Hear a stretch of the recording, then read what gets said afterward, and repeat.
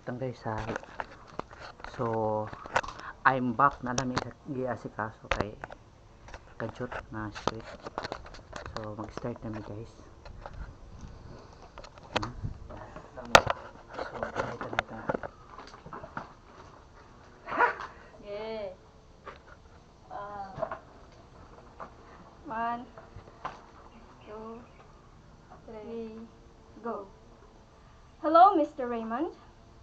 Salamat sa paunlak na interview para sa aming school assignment. Yeah, thank you so much. Salamat din dahil isa ako sa mga binigyan mo na oportunidad para i-interview sa inyong eskwelahan. So, let's go!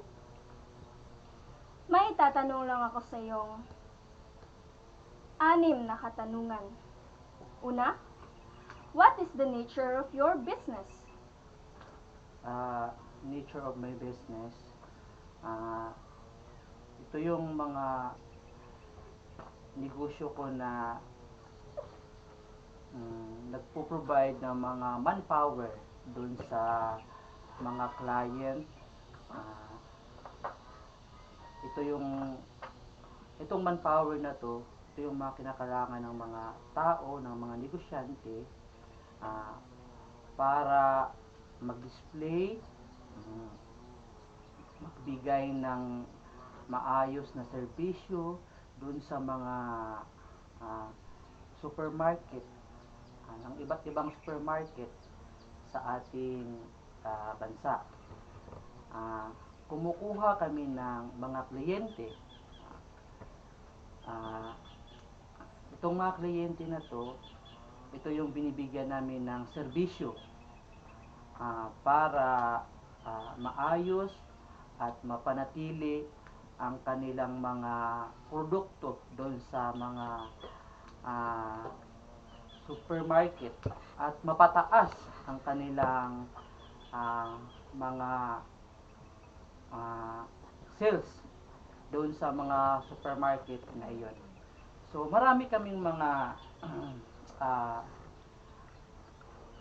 serbisyo na ibinibigay doon sa mga kliyente namin. So nagpo-provide kami ng mga tao, manpower services pag kailangan nila at additional serbisyo doon sa mga kliyente na gustong tataas ang kanilang business, kanilang benta sa isang supermarket. Okay, salamat. Ang susunod na tanong ay who are your customers?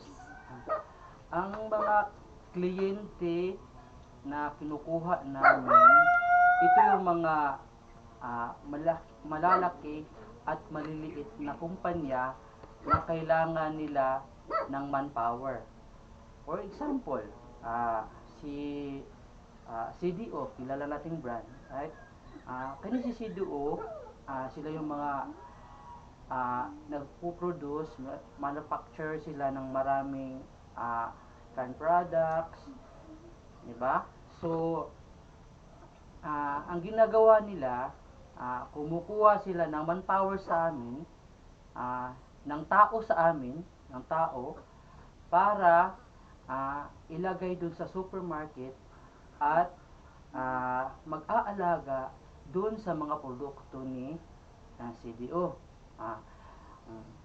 Kung may tao dun sa supermarket na mag-aalaga dun sa produkto ng isang kliyente, for example si CDO, siya yung client namin, tataas at dalago ang benta nila dun sa store na yun.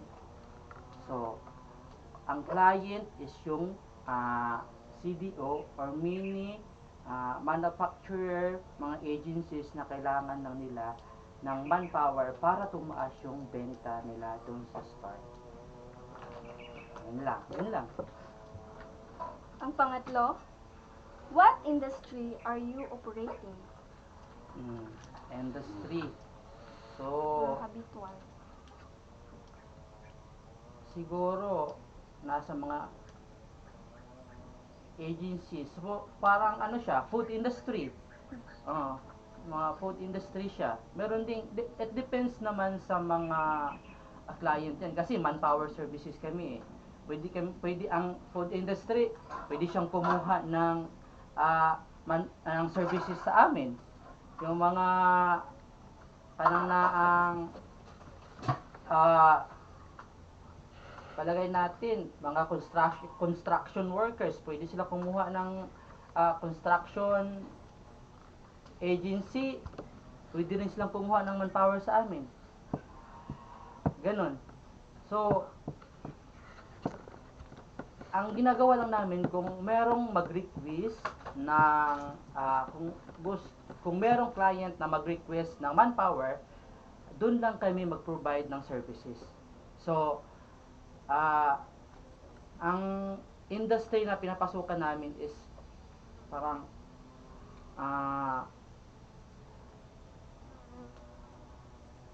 construct manpower industry siya.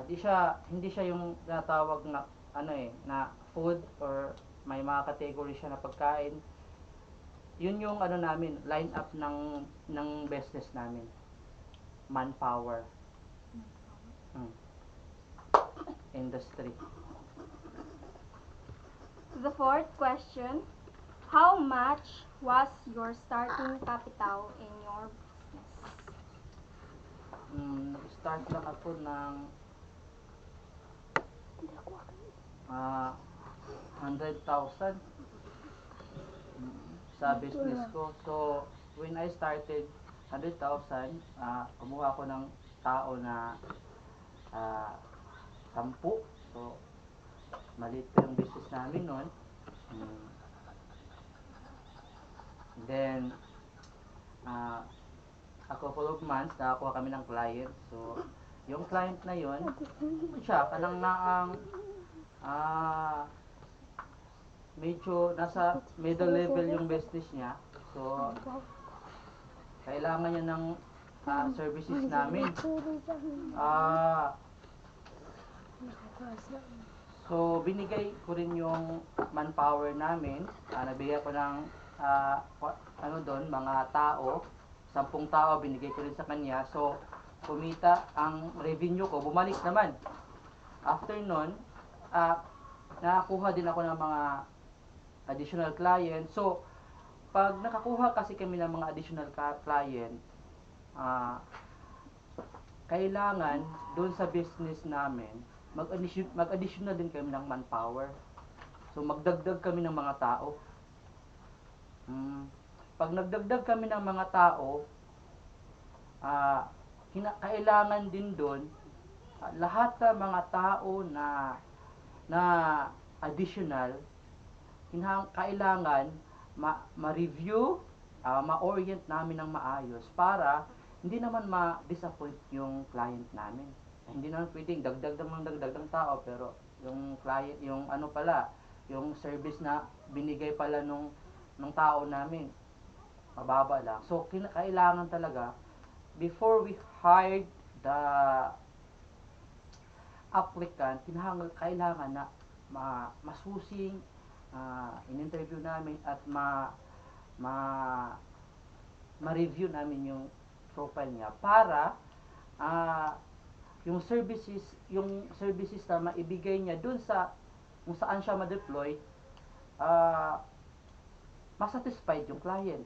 So matuwa yung client at tataas pa yung sales nila. The fifth question, how many years has your business been in operation? So, ngayon, nagsimula kami ng 2000, then almost 5 years na kaming nasa industry. So, marami pa kaming tinatawag na mga problems na encountered sa business namin. Pero still, ito, lumalaban pa rin.